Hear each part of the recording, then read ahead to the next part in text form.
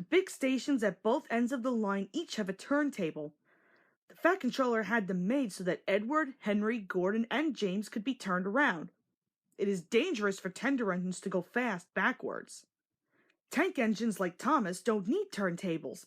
They can go just as well backwards as forwards. But if you had heard Gordon talking a short while ago, you would have thought that the Fat Controller had given him a tender just to show how important he was. "You don't understand, little Thomas," said Gordon. "We tender engines have a position to keep up. You haven't a tender, and that makes a difference. It doesn't matter where you go, but we are important, and for the Fat Controller to make us shunt trucks, fetch coaches, and go on some of those dirty sidings, it's not the proper thing." And Gordon puffed away in a dignified manner. Thomas chuckled and went off with Annie and Clarabelle. Arrived at the terminus, Gordon waited till all the passengers had got out. Then, groaning and grumbling, he shunted the coaches to another platform. "Disgraceful! Disgraceful!" he hissed as he ran backwards to the turntable. The turntable was in a windy place close to the sea. It was only just big enough for Gordon, and if he was not on it just right, he put it out of balance and made it difficult to turn. Today, Gordon was in a bad temper, and the wind was blowing fiercely.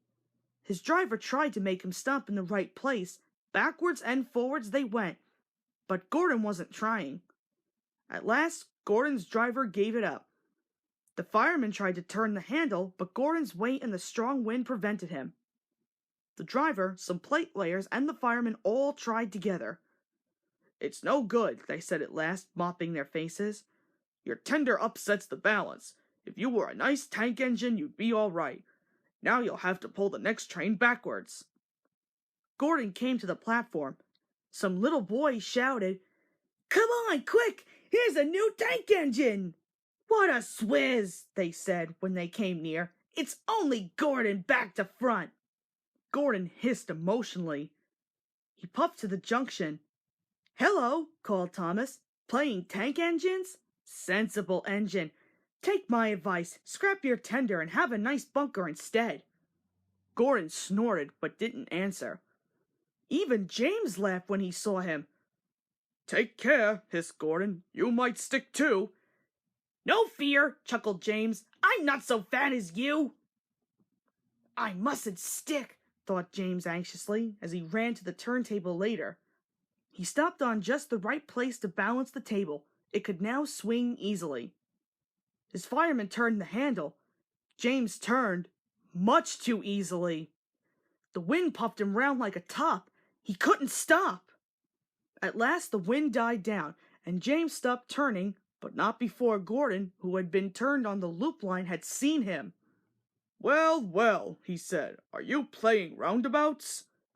Poor James, feeling quite giddy, rolled off to the shed without a word. That night, the three engines had an indignation meeting. "It's shameful to treat tender engines like this. Henry gets whooshed by elephants. Gordon has to go backwards and people think he's a tank engine. James spins round like a top and everyone laughs at us. And added to that, the Fat Controller makes us shunt to dirty sidings." "Ugh," said all three engines together. "Listen," said Gordon. He whispered something to the others. "We'll do it tomorrow. The Fat Controller will look silly."